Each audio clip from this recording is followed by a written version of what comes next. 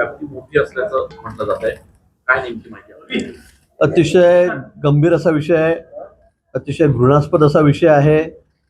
एवढ्या मोठ्या कंपनीमध्ये अशा पद्धतीने त्या ठिकाणी हा अत्याचार चाललेला आहे.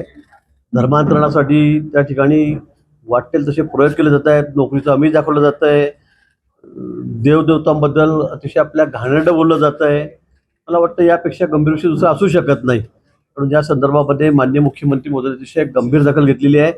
मुंबईहून सुद्धा टीम या ठिकाणी इन्क्वायरीसाठी आलेल्या आहेत. नाशिक पोलिसांचं मी अभिनंदन करेल की त्यांनी हा विषय, हा जो प्रकार आहे हा सुद्धा शोधून काढलेला आहे आणि म्हणून या संदर्भात 6 लोकांना ताब्यात घेतलेला आहे.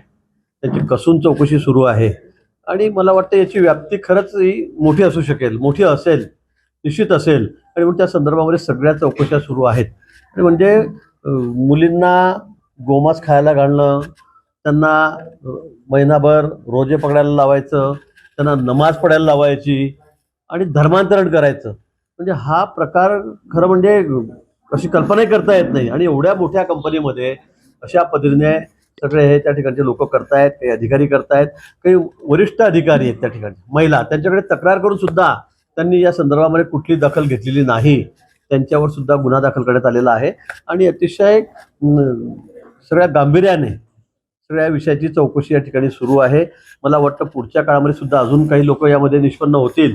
आणि मी तर सीपींना बोललेलो आहे, त्यांना म्हणालेलो आहे, मुख्यमंत्री महोदयांनी सुद्धा सूचना दिलेल्या आहेत की आजूबाजूला काही कंपन्या आहेत त्या ठिकाणी असे प्रकार असण्याची शक्यता आहे आणि म्हणून मला वाटतं तिथे चौकशी करावी.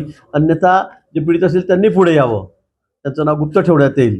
त्यांनी सुद्धा पुढे जर तक्रार केली तर मला वाटतं या संदर्भामध्ये अतिशय गांभीर्याने हा विषय घेऊन जे दोषी आहेत त्यांच्यावर अतिशय कठोर कारवाई, कठोर म्हणजे या पुढच्या काळामध्ये अशी कोणी हिंमत करणार नाही अशी कारवाई त्यांच्यावर केली जाईल.